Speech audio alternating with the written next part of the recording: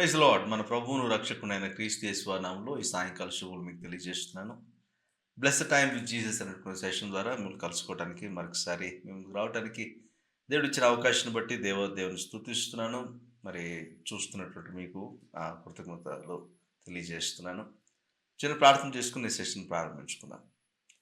పరిశుద్ధ మహోన్నతుడ దయగల తండ్రి, మీకు వందనాలు, కృతజ్ఞతాస్తుతులు, స్తోత్రాలు చెల్లిస్తున్నాను తండ్రి. ఆయన గడిచిన వారం అంతా మీ సురక్షితం రెక్క నీటిలో మూలు భద్రపరిచి కాచి కాపాడి సమర్పించిన విధానం బట్టి మీకు స్తోత్రాలు చెల్లిస్తున్నాం. మీతో ఒక ధనికరమైన సమయాన్ని గడపాలని ఆశపడుతున్నాం తండ్రి. ముందున్న సమయాన్ని మీ స్వాధీనంలోకి తీసుకోండి. మా ధ్యానం అంతా మీ దృష్టికి అంగీకారయోగ్యంగా ఉండటానికి సహాయం చేయండి. మిమ్మల్ని స్తుతిస్తున్నప్పుడు, ఆరాధిస్తున్నప్పుడు మమ్మల్ని మీ స్వాధీనంలోకి తీసుకోండి. మీకు చెందవలసిన మహిమను, ఘనతను, ప్రభావం మీకు చెల్లించే భాగ్యాన్ని మాకు దయచేయండి. మనసారా మిమ్మల్ని స్తుతించి ఆరాధించి గొప్ప చేసే భాగ్యం దయచేసి నడిపించమని ప్రార్థన చేస్తున్నాను తండ్రి. వినగలిగిన చెవిని, గ్రహించగలిగిన మనసును మీరు మాకు దయచేయమని, ముందున్న సమయాన్ని మాకు దీవెనకరంగా, మీకు మహిమకరంగా మలచుకోమని యేసుక్రీస్తు వారి నామములో అడిగి వేడుకుంటున్నాం తండ్రి. Amen, amen. Praise lord. దేవునికి స్తోత్రం కలుగును గాక. ఆయనకే మహిమ, ఘనత, ప్రభావం కలుగును గాక. ఒక పాట పాడుకుంటూ ప్రభువుని కనపడదాం, ఆయన నామని స్తుతిద్దాం. ఆయన మన రక్షకుడు, ఆయన మన దేవుడుగా ఉన్నాడు.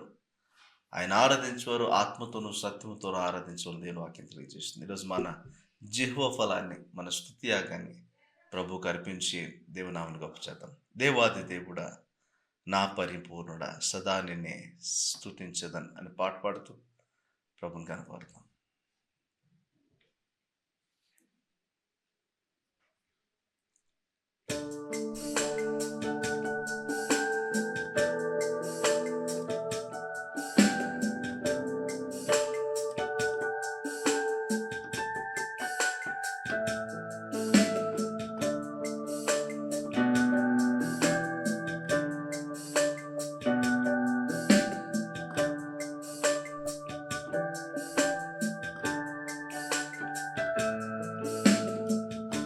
దేవాది దేవుడా, నా పరిపూర్ణుడా, సదా నిన్నే వేడేదా,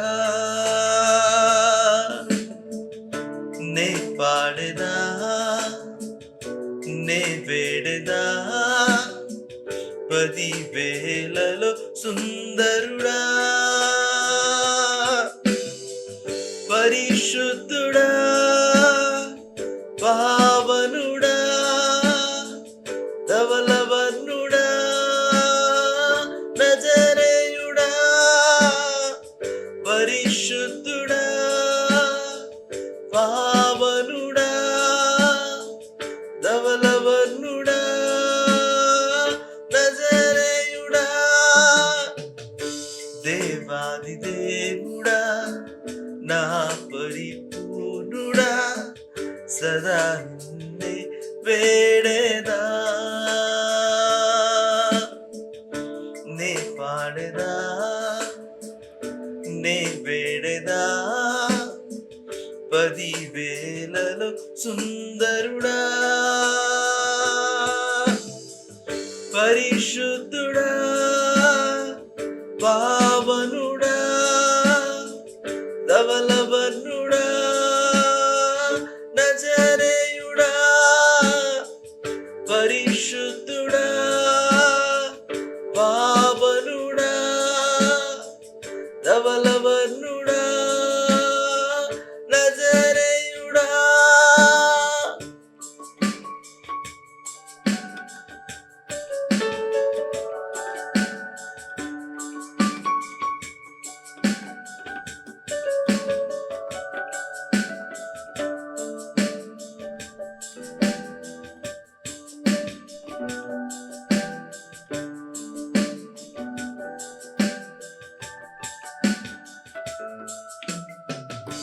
ఈ నా స్తుతి యాగం, సజీవయాగం, నే పాడేదా నిరతము, సర్వాంగ హోమం, ఈ నా బలియాగం, నీ మహిమకే అంకితం, పరిశుద్ధుడా, పావనుడా,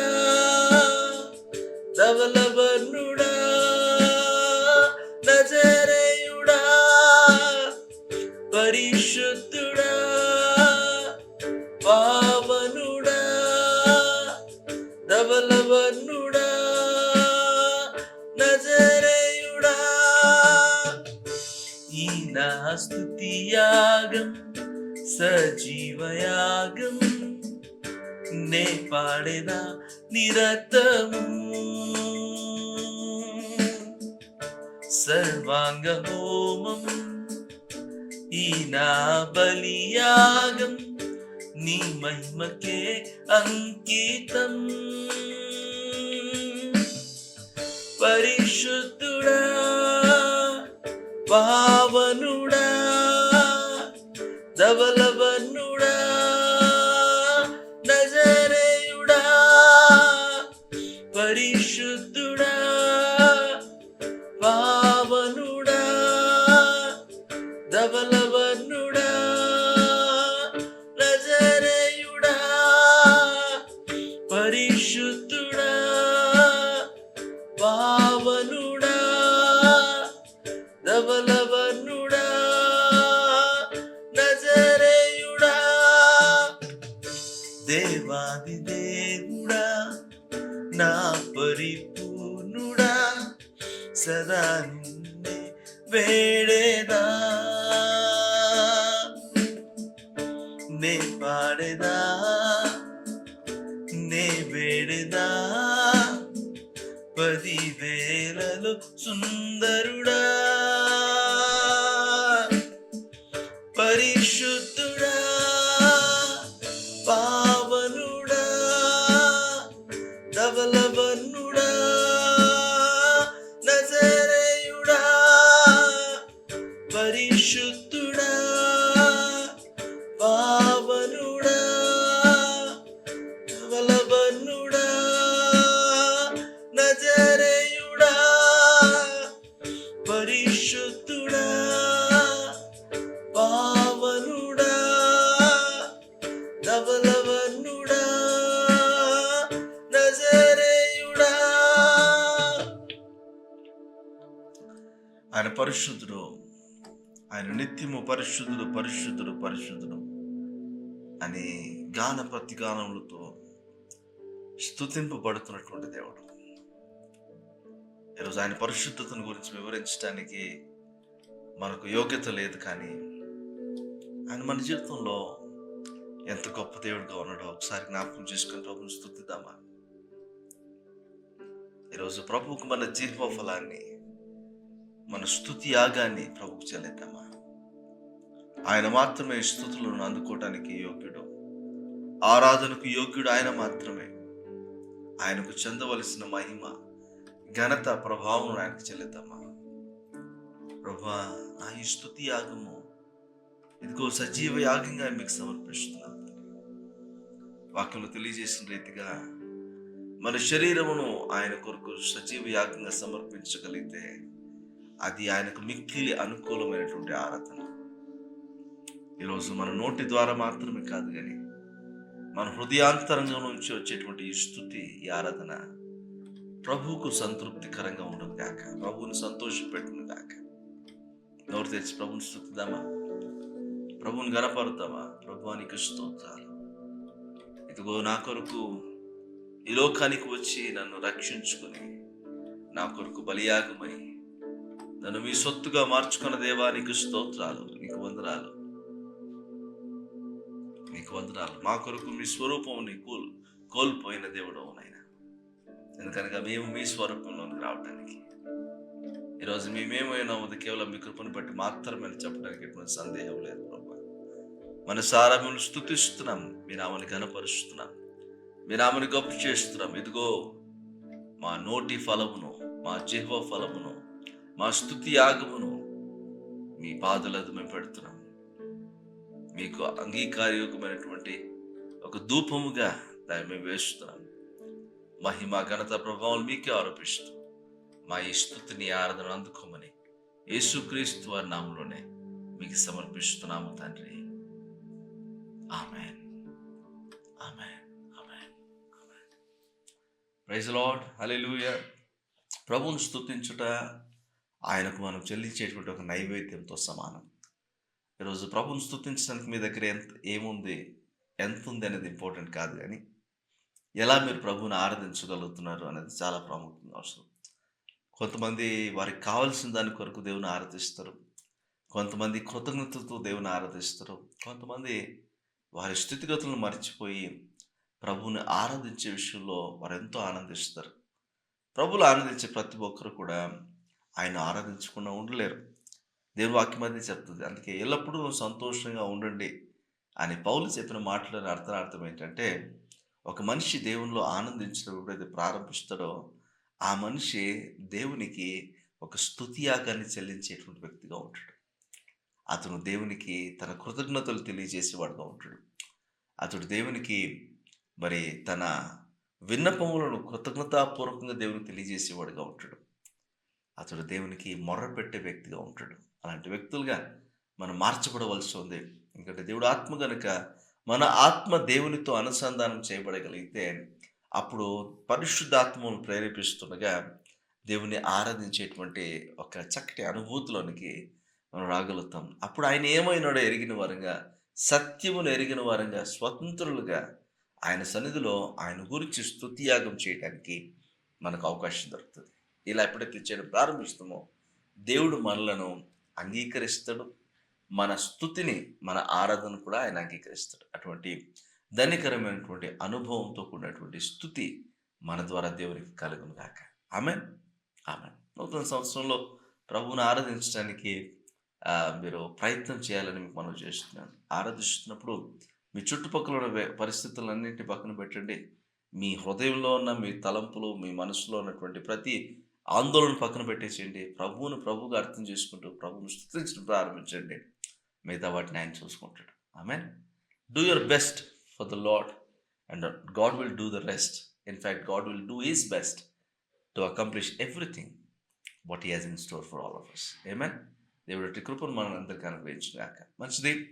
learn to know him ministries ద్వారా ప్రసారం అవుతున్నటువంటి ఈ బ్లెస్డ్ టైమ్ విత్ జీసస్ అనేటువంటి సెషన్కు ప్రేమతో ఆహ్వానిస్తున్నాను.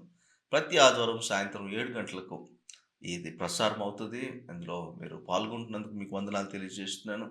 మరి ఈ సెషన్ ద్వారా మీరు దీవించబడితే, ఇది మీకు ప్రయోజనకరంగా అనిపిస్తే, మరి మీ ఫ్రెండ్స్తో కూడా మీరు దీన్ని షేర్ చేయొచ్చని మీకు మనవి చేస్తున్నాను. లెర్న్ టు నోకి సంబంధించి ఇతర కార్యక్రమాలు ప్రాముఖ్యంగా ప్రతి బుధవారం వావ్ అనేటువంటి word of wisdom English short message మీకు అందుబాటులో ఉంది. ఫ్రైడే, సాటర్డే స్క్రిప్చర్ టైం అనేటువంటి బైబిల్ స్టడీ సిరీస్ కూడా మీకు అందుబాటులో ఉంది. బైబిల్ను సిస్టమేటిక్గా నేర్చుకోవాలని ఆశ కలిగిన వారికి అది ఎంతగానో అది ఉపయోగపడుతుంది కనుక మీరు దాన్ని ఫాలో చేయొచ్చని మీకు మనవి చేస్తున్నాను. ఫ్రైడే తెలుగులో వస్తుంది, సాటర్డే ఇంగ్లీష్లో మీకు అందుబాటులో ఉంటుంది. తర్వాత ప్రతిరోజు కూడా డైలీ డివోషనల్స్ ఫేస్బుక్లోను, ఇన్స్టాగ్రామ్లోను విత్ డివోషనల్ ప్రేయర్ మీకు అందుబాటులో ఉంది. ఇది కూడా సిస్టమేటిక్గా బైబిల్ను లో నుంచి డివోషనల్ మీకు ఇవ్వడానికి ప్రయత్నం చేస్తున్నాం కనుక దాని ప్రకారంగా మీరు వాటిని చదువుకొని మీ బైబిల్ రీడింగ్ ముగించిన తర్వాత ఒక గ్లిమ్స్ మీరు ఎక్కడ కూడా మీరు వేయగలిగితే మరి ఆధ్యాత్మికంగా మీరు బలపరచబడడానికి అవకాశం ఉంటుందని మీకు తెలియజేస్తున్నాను. మంచిది. ప్రభువులో ఆనందిస్తుండండి. ప్రభువులో బలపరచబడడం అనేటువంటిది మన ప్రాముఖ్యమైనటువంటి ఉద్దేశంగా ఉండాలి. దేవుడు మన నుంచి కోరుకుంటున్నాడు ఈ సంవత్సరము ప్రభు మనలను ఆయన కృపలో బలవంతులు అవ్వాలని, ఆయన కృపలో స్థిరపడాలనేటువంటి ఆ విషయాన్ని ఆయన మనకు తెలియజేస్తున్నాడు. దాని గురించే గడిచిన వారం కూడా మీతో మాట్లాడాను. ఈ వారం మరొక మాట మీకు తెలియజేయాలని ఆశపడుతున్నాను. ఒకసారి దేవుని వాక్యాన్ని చూద్దాం. యాకోబు రాసిన పత్రిక 4వ అధ్యాయం 6వ వచనం ఒకసారి మనం చదువుదాం. యాకోబు పత్రిక 4వ అధ్యాయం 6వ వచనం. ఆయన ఎక్కువ కృపనిచ్చును, అందుచేత దేవుడు అహంకారులను ఎదిరించి దీనులకు కృప అనుగ్రహించును అని లేఖనం చెప్పుచున్నది. ఈ మాటలు దేవుడు మన వెనుకట్లో దీవించి ఆశీర్వదించును గాక. ఎందుకు ఈ మాటలు చెప్తున్నానంటే, దేవుని కృపలో బలపరచబడమని దేవుని వాక్యం చెప్పింది. మీ హృదయాలను ప్రభువులో స్థిరపరచుకోండి, దేవుని కృపలో స్థిరపరచుకోండి, కృప విషయమై మీరు బలవంతులు కండి అనే మాటలు మనము పౌలు చెప్పడం విన్నాం. యాకోబు భక్తుడు కూడా ఒక మాట రాస్తూ అంటున్నాడు కదా, మరి దేవుడు ఎక్కువ కృపనిచ్చును. దేవుడు అధికమైన కృపను ఇవ్వాలని కోరుకుంటున్నాడు, ఆశపడుతున్నాడు ఆయన. ఎందుకంటే ఆయన ఏదో కృప చాలా ఎక్కువ మోతాదులో ఉంది. అయితే ఆయన ఆ కృపను అధికంగా ఆయన దాచుకోవాలనుకోవట్లేదు. ఆయన విస్తారంగా ఇవ్వాలని ఆశపడుతున్నాడు. అయితే ఎవరికి ఇస్తాడు అని మనం ఆలోచించేయాలి. ఎందుకంటే కృప అందరికి అవసరమే. కృప అనేది ఒక ఎసెన్షియల్ కమోడిటీ అయిపోయింది ఇప్పట్లో. ఓకే. కానీ కృపను ఆహ్, పాడు చేసుకుంటున్న వారు, వేస్ట్ చేస్తున్నవారు చాలామందున్నారు. అలాంటి వారికి దేవుడు అధికమైన కృపనిస్తే పరిస్థితి ఏమవుతుందో ఆలోచన చేయండి. దేవుడు మనకు కూడా కృపనిస్తున్నాడు. అయితే మనం ఆ కృపను ఎలా వినియోగిస్తున్నామో అది చాలా ప్రాముఖ్యంగా అవసరం. కృపను సరిగ్గా సద్వినియోగపరుచుకునే వ్యక్తికి దేవుడు ఎంతిచ్చినా ప్రయోజనకరమే.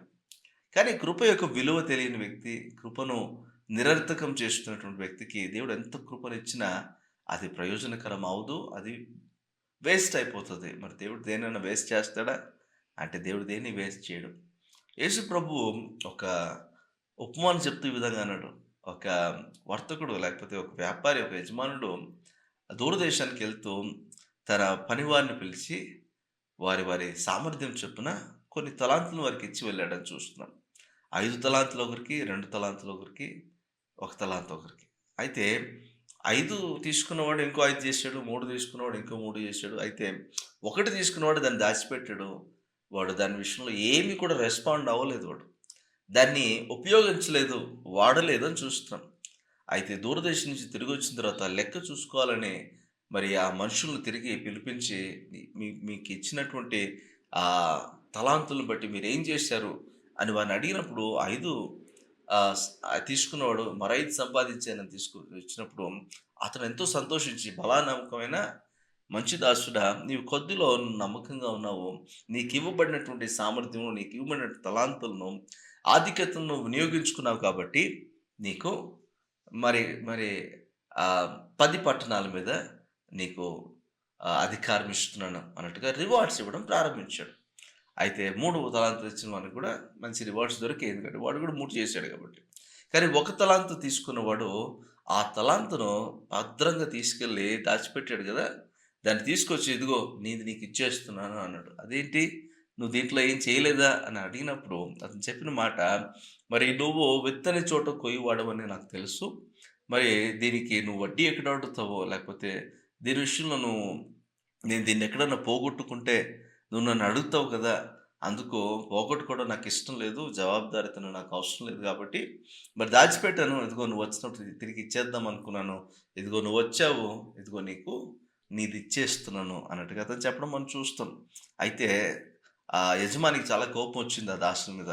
ఇలా ఇంతటి మూర్ఖంగా ఎలా ఆలోచించగలిగావు? ఒకవేళ నేను అలాంటి వ్యక్తినైతే మరి దీన్ని నువ్వు వడ్డీ ఇచ్చు వారి దగ్గర నువ్వు పెట్టినట్లయితే నేనొచ్చేటప్పటికి దానికి ఎంతో కొంత వడ్డీ చేరుండేది కదా! అని చెప్పడం చూస్తాం. అయితే అతని దగ్గర ఉన్నది కూడా లాగేసుకొని మరి 5 తలాంతులు ఇచ్చిన వాడికి ఇవ్వడం చూస్తాం. అంటే ఎవరైతే వినియోగిస్తారో వారికి ఇవ్వడం చూస్తున్నాం. ఎవరైతే వినియోగించట్లేదో వారి దగ్గర ఉన్నది కూడా లాగేసుకొని వినియోగించగలిగిన వారికి ఇవ్వడము జరుగుతుంది అని యేసుప్రభువు అక్కడ తెలియజేస్తున్నట్టుగా మనం చూస్తున్నాం. ఏం అర్థమవుతుంది ఈ ఉపమానంలో అంటే, దేవుని రాజ్యంలో దేవుడు అనుగ్రహించే ప్రతీది కూడా అది సమయమే కావచ్చు, సామర్థ్యమే కావచ్చు, లేకపోతే అది ఏదైనప్పటిని ఆధిక్యత కావచ్చు, అది తలాంతే కావచ్చు, ఏదైనప్పటిని దేవుడు ఎందుకు మనకివ్వాలి అని మనం ఆలోచన చేయాలి ఫస్ట్ ఆఫ్ ఆల్. దేవుడు ఎందుకు ఇస్తున్నాడు? వారి వారి సామర్థ్యం చొప్పున వాళ్ళకి తలాంతులు ఇచ్చాడని చూస్తాం. ఈరోజు మనకు దేవుడు ఏమైనా తలాంతులను ఇచ్చాడా? ఆ తలాంతులను దేవుని కొరకు వాడగలుగుతున్నామా? తలాంతుల విషయమే కాదు. దేవుడు మనకు సమయాన్ని ఇచ్చాడు. ఆ సమయాన్ని దేవుని కొరకు వాడగలుగుతున్నామా? దేవుడు మనకు బలాన్ని ఇచ్చాడు. ఆ బలాన్ని దేవుని కొరకు వాడగలుగుతున్నామా? దేవుడు మనకు ధనాన్ని ఇచ్చాడు. ఆ ధనాన్ని దేవుని కొరకు వాడగలుగుతున్నామా? మరి దేవుడు సంతృప్తి పరచబడేటట్లుగా దేవుడు మనకు అనుగ్రహించిన వాటిలో దేవునిని మనము సేవించగలుగుతున్నామా లేదా అని మనం ఆలోచించి చేయాల్సిన వారంగా ఉన్నాం. అయితే ప్రాముఖ్యంగా దేవుడు తన ప్రేమను మన జీవితంలో ఇన్వెస్ట్ చేస్తా ఉన్నాడు.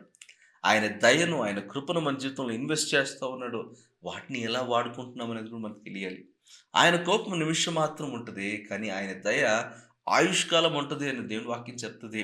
మరి ఆయన దయ ప్రతిరోజు మనం లేవంగానే మన కొరకు సిద్ధంగా ఉంది ఆయన దయ. నిర్మూలం అవ్వకుండా ప్రతిరోజు నూతనంగా దయ కలుగుతుంది ఆయనకు మన మీద. ప్రతిరోజు నూతన వాత్సల్యంతో ఆయన మనల్ని ఎదుర్కొంటూ ఉన్నాడు. అయితే ఆ దయ విషయంలో మనం బాధ్యత కలిగి ఉన్నామా? ఆ దయను వాడుకునే విషయంలో బాధ్యత కలిగి ఉన్నామా? అనేది చాలా ప్రాముఖ్యంగా మనం ఆలోచన చేయవలసిన వారంగా ఉన్నాం. అయితే ఎవరు దాన్ని సరిగ్గా వినియోగించుకోగలుగుతారంటే దాని విలువ తెలిసిన వారు. ఎవరు దాన్ని వినియోగించుకోగలుగుతారంటే దాన్ని ప్రేమించగలిగిన వారికి. దానికి ఒక విలువనొచ్చి వాళ్ళు చేకూర్చగలిగితే దాని విషయంలో వాళ్ళు ఆనందిస్తారు. జాగ్రత్తగా దాన్ని వాడతారు. ఎంత మోతాదులో వాడాలో అంత మోతాదులో దాన్ని వాడటానికి వారు ఖచ్చితంగా ప్రయాసపడతారు అనే మాటను కూడా మనం నేర్చుకోవడానికి అవకాశం ఉంటది. అందుకే యేసుప్రభు ఆ మాటలను తెలియజేసినట్టుగా చూస్తున్నాం. ఈరోజు మన జీవితాల్లో కూడా దేవుడు అధికమైన కృప ఇవ్వటానికి సమర్థుడే. ఇవ్వాలని ఆశపడుతున్నాడు కూడా. కానీ ఎవరికి ఇస్తాడంటే కింద ఒక మాట మనం చూస్తాము. ఆయన అహంకారులను ఎదిరించి దీనులకు కృప అనుగ్రహించును అని లేఖనం చెప్పుచున్నది కదా! అహంకారులను ఎదిరిస్తాడంట. దీనులకు అధికమైన కృపను ఆయన ఇస్తాడంట. ఈరోజు టాపిక్ ఏంటంటే దీనులకు కృప అనుగ్రహించేటువంటి దేవుడు అనేటువంటి మాట. ఈరోజు మరి ఆ దీనులు అనేటువంటి కేటగిరీలోకి మనం వస్తామా లేదా ఒకసారి ఆలోచన చేయాలి. ఆత్మ విషయమై దీనులైన వారు ధన్యులు అని మనం చూస్తాం దేవుని వాక్యంలో. మరి ఆత్మ విషయంలో దీనత్వం మనలో కనపడుతుందా? కానీ మనం మాత్రము అలా లేము అనుకుంటే చాలా జాగ్రత్తగా మనం ఆలోచన చేసుకోవాలి. బైబిల్‌లో కొన్ని ఎగ్జాంపుల్స్ మనకెందుకు రాయబడి ఉన్నాయంటే, ఆ ఎగ్జాంపుల్స్ ద్వారా ఆత్మలో దీనత్వం కలిగి ఉండడం అంటే ఏంటో మనకు అర్థమవ్వాలనే ఉద్దేశ్యంతో దేవుడు వాటిని రాసుంచాడు మనకు. ఇజ్రాయెల్ ప్రజలు దేవుని చేత ఎన్నిక చేయబడినటువంటి ప్రజలు.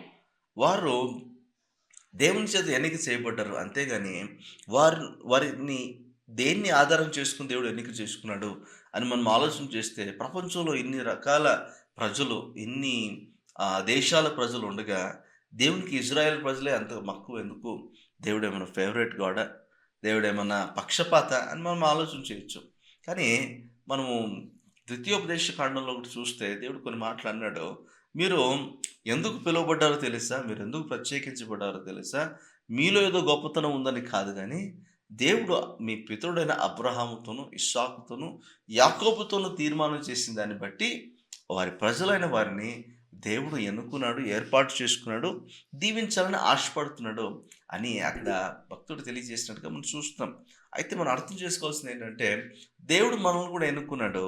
అయితే మనము మన మెరిట్‌ని బట్టి ఎన్నుకోబడలేదు కానీ, మనం బలహీనులం కూడా ఆయనకు కూడా తెలుసు. కానీ ఆయన కృప చూపించాలనుకున్నాడు. ఎందుకంటే నిబంధనలో ఉన్నవారం కాబట్టి. మనకేమన్నా నిబంధన చేయలేదు. అలా ప్రతి ఒక్కరు నిబంధనలోనికి వస్తారంటే మన పితరులైనటువంటి అబ్రహాం అంటే ఇస్సాకు, యాకోబులను బట్టి ఇజ్రాయెల్ ప్రజలు ఆ రోజున నిబంధనలోనికి వచ్చారు. అయితే మనము క్రీస్తు ద్వారా నిబంధనలోనికి రాబడినటువంటి వ్యక్తులుగా ఉన్నాం. విశ్వాసులకు తండ్రి అబ్రహాము. అయితే ఫిజికల్‌గా మనము ఇశ్రాయేల్ అయితే కాదు. మన యూదులం కూడా కాదు. కానీ యేసుక్రీస్తు ప్రభు ద్వారా ఆయన కృప ద్వారా ప్రత్యేకించబడిన అనుభవంలోనికి వచ్చిన వారం మనం. ఆయన కృప ద్వారా మనం ఎన్నిక చేయబడిన వారంగా ఉన్నాము. వేరుపరచబడిన వారు అనేకులున్నారు. కానీ ఎన్నిక చేయబడిన వారు కొంతమందే అని చూస్తున్నాం. Very hand picked. దేవుడు మనల్ని హ్యాండ్ పిక్ చేస్తా ఉన్నాడు.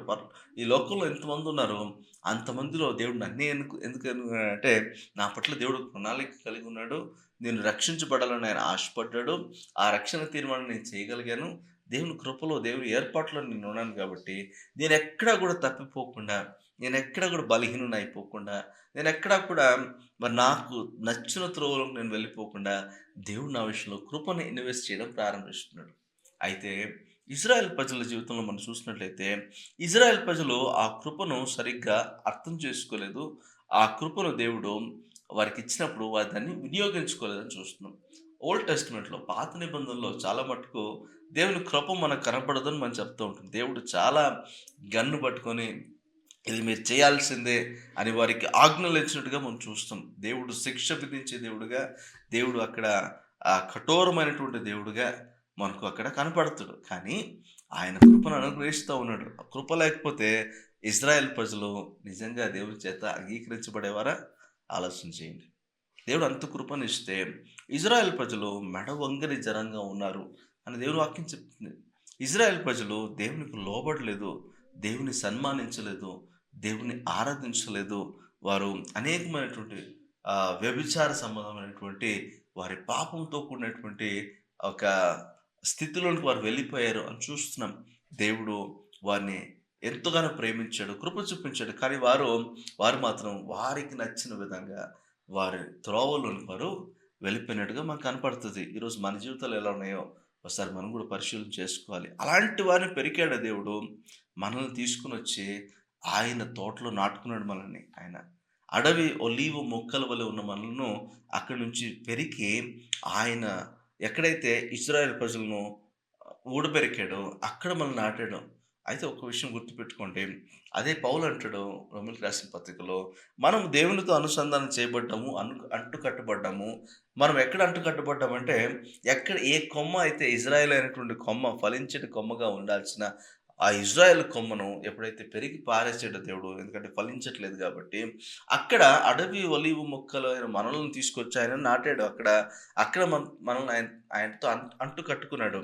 ఇప్పుడు రైట్‌ఫుల్‌గా ఇజ్రాయేల్ ప్రజలను ఉండాల్సిన వారిని తీసేయగలిగిన దేవుడు, బయట నుంచి తెచ్చుకున్న మనలను తీసేయడం పెద్ద విషయం కాదు కదా ఆయనకు.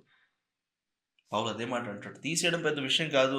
మీరు అతిశయించడానికి వీల్లేదు. దేవుడు మీకు కృప చూపించాడు.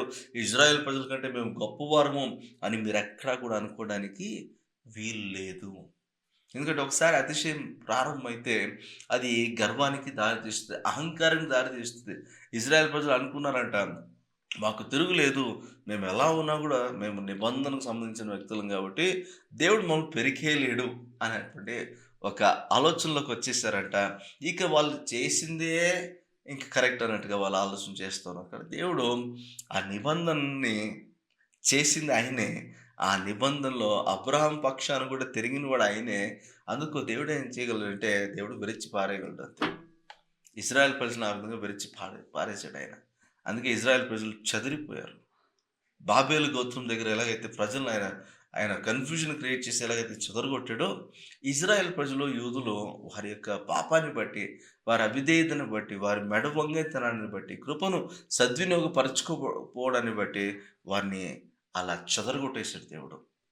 మనం అనుకుంటాము సెకండ్ వరల్డ్ వార్‌లో మరి హిట్లర్ చేసిన పనికి వాళ్ళు ఎక్కడ కూడా మరి తల దాచుకునే పరిస్థితి లేదు. వారు చెదరగొట్టబడ్డారు అని మనం అనుకుంటున్నాం. కానీ వారు చేసిన పాపాన్ని బట్టి, వారి అవిధేయతను బట్టి వారు ఎప్పుడో చెదరగొట్టబడ్డారు. అప్పటి నుంచి చెదరగొట్టబడుతూనే ఉన్నారు. తరుమబడుతూనే ఉన్నారు. వారికి స్థిరత్వము రాకుండానే ఉందని మనం చూస్తున్నాం. యేసుక్రీస్తు నమ్మితేనే ఆ నిబంధనలోకి ఎవరైతే వస్తారో వారు స్థిరత్వాన్ని కలిగి ఉంటారు అని దేవుని వాక్యం చెప్తుంది. అంటే అహంకారులకు దేవుడు కృప చూపించడంట. వారిని ఎదిరిస్తాడట. కానీ దీనులకు ఆయన కృపను అనుగ్రహిస్తూ ఉంటాడట. మరి ఈ విషయాన్ని మనం అర్థం చేసుకోవాలి. మరి నిబంధనలో నేను ఉన్నాను. నేను జన్మతః నేను క్రైస్తవ కుటుంబంలోనే పుట్టాను. నేను క్రైస్తవుడిని అని చెప్పి మీరు కూడా, మనం అందరం కూడా ఎక్కడే కానీ అతిశయించడానికి వీల్లేదు. అహంకారులుగా ఎక్కడ మారిపోతామని మనల్ని మనం ఎప్పటికప్పుడు జాగ్రత్తగా పరిశీలన చేసుకుంటూ, మన జీవితాలను చక్కపరుచుకునేటువంటి క్రమంలోనికి మనం వెళ్ళడం ఎంతైనా అవసరమే అన్న మాటను మీకు గుర్తు చేస్తున్నాను. ఓకే. ఇంకో మాటను తెలియజేస్తుంది. అయితే ఇప్పుడు మనము రక్షించబడ్డాము. అయితే మనం దీనులుగా ఉండగలిగితే, అహంకారులుగా లేకుండా మనల్ని తగ్గించుకొని ముందుకు వెళ్ళగలిగితే, దేవుడు అధికముగా తన కృపను మన జీవితంలో విడుదల చేయగలడు. జస్ట్ ఒకసారి ఆలోచన చేయండి. పాత నిబంధనలో ఇజ్రాయెల్ ప్రజలు ఆ విధంగా చేయటాన్ని బట్టి వారిని చెదరగొట్టాడు దేవుడు. ఎందుకంటే అప్పుడు వెంటనే ఇన్‌స్టంట్‌గా పనిష్మెంట్ ఇచ్చేసేవాడు దేవుడు. ఇన్‌స్టంట్‌గా అంటే వాళ్ళకు కూడా అవకాశాలు ఇచ్చేవాడు. మారతారని మరి రాజులను పెట్టాడు, ప్రవక్తలను పెట్టాడు, మరి సాక్రిఫిషియల్ సిస్టమ్స్ ఆయన పెట్టాడు. అయితే దేనికి కూడా వారు మారలేదు. అందుకే చెదరగొట్టాల్సొచ్చింది. కానీ ఇప్పుడు మనం చూడండి ఎంత కృపనిస్తున్నాడు. ఇప్పుడు ఎంతగా మనల్ని హెచ్చిస్తున్నాడు. ఎంతగా మనకు సహాయం చేస్తున్నాడు. ఎంతమంది దైవజనులను పెట్టాడు. ఎంత వాక్యం ద్వారా మనల్ని ఖండించడానికి ప్రయత్నం చేస్తున్నాడు. మనం సరిచేయడానికి ప్రయత్నం చేస్తున్నాడు. మన దేవుని మార్గంలో నడవటానికి ఎంత ఆయన ప్రయాసపడుతున్నాడు. అయితే ఇంత కృపను ఆయన వెదజల్లుతున్నాడు మన మీద. ఇన్వెస్ట్ చేస్తున్నాడు మన మీద. రేపు వస్తాడు. వచ్చినప్పుడు లెక్క చూస్తాడాయన. ధవలవర్ణుడు, రత్నవర్ణుడుగా ఆయన కూర్చుంటాడు.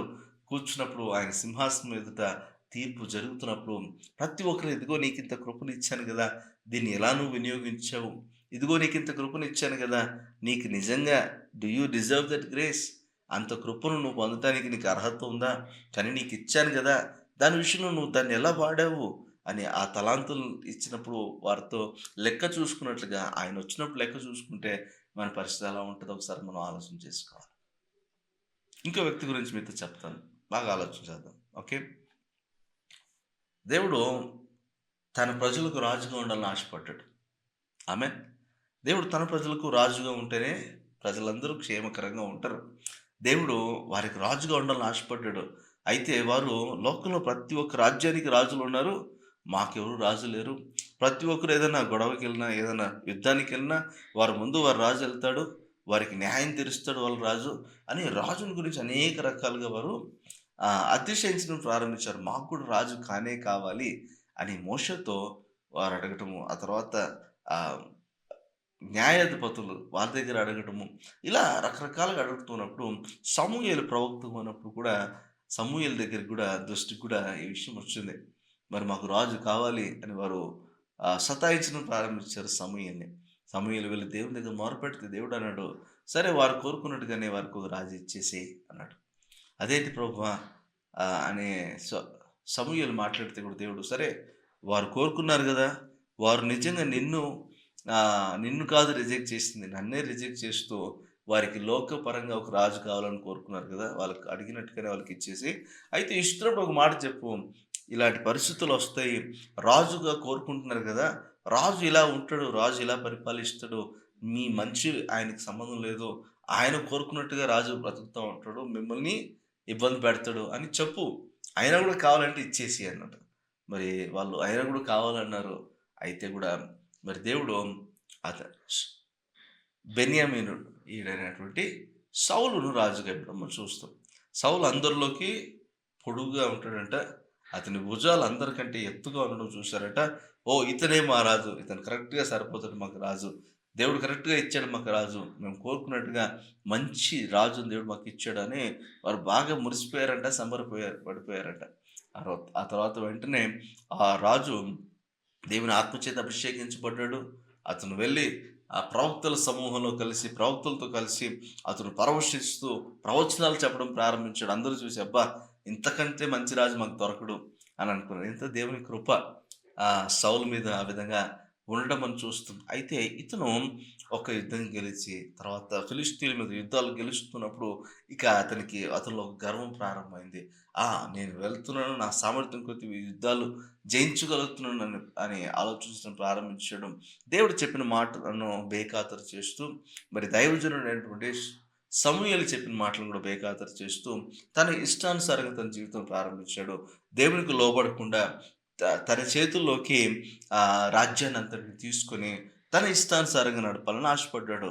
క్రమక్రమంగా ఒక అహంకారిగా మారిపోయాడు. ఒక స్వార్థప్రియుడిగా మారిపోయాడు. ఒక లోబడని వ్యక్తిగా మారిపోయాడు. దేవునికి విధేయత చూపించలేని వ్యక్తిగా మారిపోయాడు. మరి సమూయేలు చేయాల్సిన పనిని సౌలు చేయడానికి ఇష్టపడుతున్నాడు. అలా రకరకాలుగా దేవునికి అయిష్టంగా అతను జీవించడం ప్రారంభించేటప్పటికి దేవుడు అతనికి ఇస్తున్న కృపను ఒక్కసారిగా కొంత ఆపండి అన్నట్టుగా చెప్పడం మనం చూస్తాం. కృపను ఆపేయడం జరుగుతదక్కడ. కృపను ఆపేస్తారు. ఎందుకంటే అతను రోజు రోజుకి అవిధేయంగా మారిపోతున్నాడు.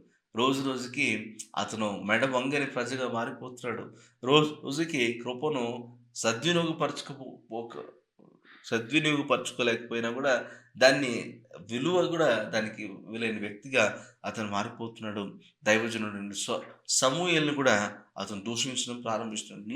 నీ దేవుడు అని మాట్లాడుతున్నాడు. నా దేవుడు, మన దేవుడు అని సంబోధించేటువంటి పరిస్థితి లేదు. అయితే దేవుడన్నాడు, I'm rejecting him as a king. నా ప్రజలకు రాజుగా ఉండటానికి నేను అతన్ని తొలగిస్తున్నాను. నేను అతన్ని తీసేస్తున్నాను. రిజెక్ట్ చేస్తున్నాను అతన్ని. తిరస్కరిస్తున్నాను అని దేవుడు చెప్పేసాడు. అయితే అక్కడికెళ్ళి ఆ మాట అప్పుడు అంతవరకు పరిశుద్ధాత్మ అతని మీద ఉన్నది. ఇప్పుడు భ్రష్టు పట్టించేటువంటి ఆత్మకు అతన్ని అప్పగించేసాడని మనం చూస్తున్నాం. దురాత్మ అతనిలోనికి వచ్చిందని చూస్తున్నాం. దేవుని ఆత్మ వెళ్ళిపోగానే దురాత్మ వచ్చేసింది. అంతవరకు వెలుగుగా ఉన్నాడు. ఇప్పుడు వెలుగు దేవుడు తీసేయంగానే అతనిలో ఉన్న చీకటి కోణాలన్నీ బయటకు వచ్చేసి చీకటిమయమైపోయింది అతని జీవితం. అహంకారులకు దేవుడు ఏం చేస్తుంటే వారిని ఎదిరిస్తాడట. వారికి ఇవ్వాల్సిన కృపను వారికి ఇవ్వడంట. వారికి ఇవ్వాల్సిన కృపని తీసుకొని ఎవరికి అవసరమో వారికి ఇస్తున్నాడట. మరొక పక్క ఒక ఎన్నిక లేనటువంటి ఒక కుమారుడు, యెషై కుమారుడు ఎన్నిక లేనివాడుగా అన్నదమ్ములందరూ కలిసి ఇంట్లో వారు జీవిస్తూ ఉంటే ఈ కుమారుడు మాత్రము ఎక్కడో అరణ్యంలో ఎక్కడో చిన్న మందను కాసుకుంటూ ఏదో మందతో కలిసి అతను జీవిస్తూ ఉన్నాడు. అయితే అతని హృదయం అంతా దేవుని మీద ఆనుకున్నది. అతని మనస్సు ఎప్పుడూ దేవుని గురించి ఆలోచిస్తోంది. అతడు దేవునితో సహవాసం కలిగి ఉన్నాడు. మంచి చక్కటి పాటలు రాస్తున్నాడు. మంచిగా వాయిద్యం వాయిస్తున్నాడు. దేవుని ఆరాధించుకుంటూ మరి లోకముతో మమేకమైపోకుండా లోకానికి దూరంగా ప్రత్యేకంగా ఉంటూ దేవునిలో ఆనందిస్తూ దేవునిలో బలపరచబడుతున్నాడు ఆ వ్యక్తి. అతన్ని బట్టి ఎంతో సంతోషం అనిపించింది దేవునికి. సౌలుకి ఇవ్వాల్సినటువంటి కృపను తీసుకొని దేవుడు ఎవరికి ఇవ్వడం ప్రారంభించాడు? దావీదుకి ఇవ్వడం ప్రారంభించాడు. స స సమూయేలుని పంపించాడు అక్కడికెళ్ళి, "నువ్వెళ్ళి నా కొరకు రాజుని ప్రతిష్ఠించాలని" చెప్పినప్పుడు యెషై ఇంటికెళ్ళాడు సమూయేలు. అక్కడ అన్నదమ్ములందరినీ చూసాడు. అందరూ బలంగా బాగా స్ట్రాంగ్‌గా ఉండడం చూసాడు. కానీ "వీళ్ళేనా ప్రభు" అంటున్నాడు. "లేదు లేదు ఇంకొకడు ఉన్నాడని" దేవుడు చెప్పడం. "ఇందరే నా కుమారులని" చెప్పినప్పుడు, "లేదు ఇంకొకడున్నాడు. వాడు గొర్రెలు కాసుకుంటూ ఉంటాడు ఎక్కడో" అని చెప్పేటప్పటికి అతను వెతుక్కుంటూ వెళ్ళి అక్కడ కనుక్కున్న తర్వాత, "ఇదిగో నేను ఎన్నుకున్నటువంటి రాజు ఇతనే. నా హృదయానుసారుడు ఇతనే" అని దేవుడు చెప్పడము, అతన్ని దావీదును దేవుడు అక్కడ రాజుగా ప్రతిష్ఠించడము సమూయేలు ద్వారా మనం చూస్తున్నాం. దీనులకు కృప అనుగ్రహించే దేవుడుగా ఆయన ఉన్నాడని చూస్తున్నాం. దీనుడుగా మరి అక్కడ కనపడ్డాడు దావీదు. కృపను సద్వినియోగపరుచుకునే వ్యక్తిగా కనపడ్డాడు దావీదు.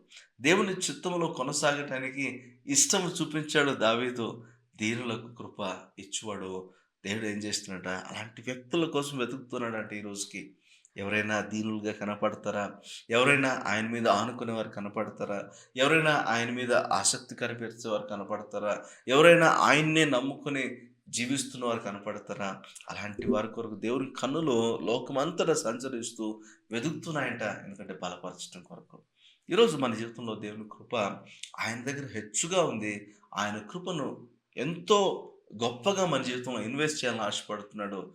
గొప్పగా మన జీవితంలో ఇవ్వాలని ఆశపడుతున్నాడు. కానీ మనము నిజంగా ఆ కృపను పొందటానికి అర్హులుగా ఉన్నామా లేదా అని పరిశీలన చేసుకోవాలి. అహంకారంతో ఉన్నామా? లేకపోతే ఒక మతపరమైనటువంటి పరిస్థితుల్లో ఆ ఆధిక్యతను బట్టి మనం దేవుని ఎడల దీన మనస్కులై ఉండటం మనం మర్చిపోయామేమో ఒకసారి పరీక్ష చేసుకోవాలి మనం. ఎవరైతే తను తాను తగ్గించుకుంటారో ఆయన బలిష్టమైన చేతుల కింద ఎందరైతే తగ్గించుకుంటారో వారు తగిన కాలముందు హెచ్చించబడతారు. ఆ దేవుని వాక్యం సెలవిస్తుంది కదా! అసలు ఆయన చేతుల కింద తగ్గించుకోవడం అంటే ఏంటో తెలుసా? దీనత్వం కలిగి ప్రభువును సేవించేటువంటి అనుభవంలోకి రావటం.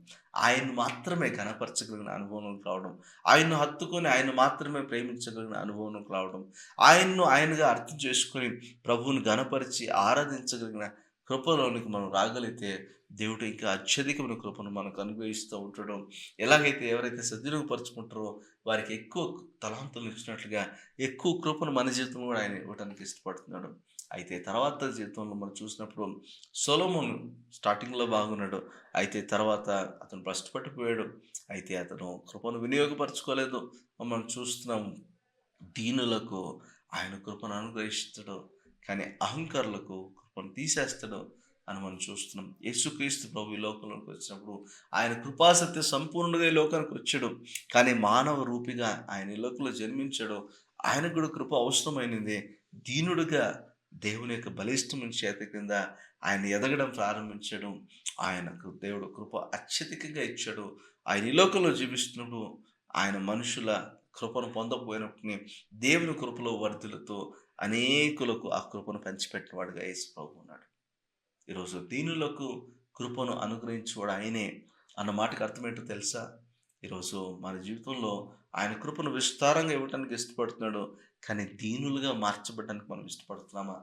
లేదా అహంకారులుగా ఉండటానికి మనం ప్రయాసపడుతున్నామా అనేది మనం ఆలోచన చేసుకోగలిగితే ఈరోజు ఆయన కృప మన కొరకు కూడా మెండుగా అనుగ్రహించబడడానికి సిద్ధంగా ఉంది. కానీ మన పరిస్థితి ఎలా ఉందో ఒకసారి మనం పరీక్ష చేసుకోవాల్సిన అవసరం ఎంతైనా ఉంది. చిన్న ప్రార్థన చేద్దాం ఈ రోజున. ప్రభువా, ఈరోజు మీరు కోరుకునేటువంటి దీనత్వం నాలో కనపడాలి. మీరు కోరుకునేటువంటి లక్షణాలు నాలో కనపడాలి. ఎందుకంటే మీ ఏర్పాటులో నన్ను ఉంచారు. మీరు నన్ను ఎన్నుకున్నారు, నన్ను ప్రేమిస్తున్నారు, కృప చూపిస్తున్నారు, దయ చూపిస్తున్నారు, కనికరం చూపిస్తున్నారు, వాత్సల్యతను చూపిస్తున్నారు. నా జీవితంలో మీరు కోరుకునేటువంటి దీనత్వం కనపడాలి ప్రభువా. తద్వారా మీ కృప నా పట్ల హెచ్చుగా కలగాలి ప్రభువా. ఎక్కువ కృపను మీ ద్వారా పొందుకొని దాన్ని సద్వినియోగపరుచుకుంటూ మీకు మహిమకరంగా జీవించే భాగ్యాన్ని నాకు దయచేయి ప్రభువా అని ప్రార్థన చేద్దాం. కలుముచుకుందాం. పరిశుద్ధుడా దయగల తండ్రి, మీకు వందనాలు స్తోత్రాలు చెల్లిస్తున్నాను తల్లి. ఆయన ప్రతి విషయంలో తోడుగా నడిపించిన దాన్ని బట్టి మీకు స్తోత్రాలు చెల్లిస్తున్నాను. మీరు మాతో మాట్లాడిన ఈ శ్రేష్టమైన మాటలను బట్టి మీకు స్తోత్రాలు తండ్రి. మీ కృపను ప్రభా సద్వినియోగపరుచుకునేటువంటి గుంపులో మమ్మల్ని మీరు ఉంచండి ప్రభా. మీ ప్రణాళికలో, మీ ఉద్దేశంలో అయినా మీ యొక్క కృపలో మమ్మల్ని బలపరచండి ప్రభా. ప్రాముఖ్యంగానైనా మరి కృప మాకు అనుగ్రహించబడినప్పుడు దాన్ని సద్వినియోగపరచుకోగలిగిన జ్ఞానాన్ని మీరు మాకు సహాయం చేయండి. ఎక్కడ కూడా ప్రభా గర్విష్ఠులు అయిపోకుండా, గర్వాంధులు అయిపోకుండా, ఎక్కడ కూడా ప్రభా అపవాదికి అవకాశం ఇవ్వకుండా పరిశుద్ధంగా భయభక్తులు కలిగి జీవించగలిగిన కృపను దయచేసి మీరే మాకు సహాయం చేసి నడిపించమని ప్రార్థన చేస్తున్నాం. ఒక దావీదు వలె అయినా మమ్మల్ని తగ్గించుకుంటూ దీనులుగా మేము జీవిస్తూ మీ మీద ఆధారపడుతూ మీ కృపకును కనిపెట్టు వారంగా, మిమ్మల్ని ఆశ్రయించే వారుగా, అయినా మీలో ఆనందించే వారుగా మమ్మల్ని చేయండి. తద్వారా మేము కూడా పరిశుద్ధంగా జీవించడం మాత్రమే కాకుండా మీ కృపను అత్యధికంగా పొందుకుంటూ మీరు కోరుకున్నట్టుగా మార్చబడగలిగిన ధన్యతను మీరు మాకు దయచేసి నడిపించమని ప్రార్థన చేస్తున్నారు. దీనులకు కృప అనుగ్రహించే దేవుడు మా జీవితంలో కృపను క్రొమ్మరిస్తారనే విషయాన్ని మేము గ్రహించి అందుకు తగినట్లుగా మా జీవితాలను సరిచేసుకుని నడిచే భాగ్యం దయచేసి నడిపించమని యేసుక్రీస్తు వారి నామములో వేడుకుంటున్నాను తండ్రి. Amen, amen. Thank you so much. మీరు దీవించబడుతున్నాను నేను నమ్ముతున్నాను. ఇది మీకు దీవెనకరంగా అనిపిస్తే మీ ఫ్రెండ్స్ రిలేటివ్స్తో కూడా మీరు షేర్ చేయొచ్చని మీకు మనం చేస్తున్నాను. ఎనీ ప్రార్థన అవసరత ఏదో ఉన్నప్పటికీ కూడా మరి కింద తెలియజేయబడుతున్న నంబర్కు మీరు కాల్ చేసి, టెక్స్ట్ చేసి, వాట్సాప్ ద్వారా కూడా మీ ప్రార్థన అవసరం తెలియజేయచ్చు అని మీకు మనం చేస్తున్నాను. నమ్మండి, ప్రభు దీనులకు కృపను అనుగ్రహించేవాడుగా ఉన్నాడు. ఆ దీనులుగా మనం ఆయన సన్నిధిలో కనపడగలిగితే తగిన కాలమందు తగిన కృపను మన జీవితంలో ఆయన అనుగ్రహించి ఆయనకు ఇష్టలుగా వాళ్ళందరినీ మార్చునుగాక. ఆమేన్.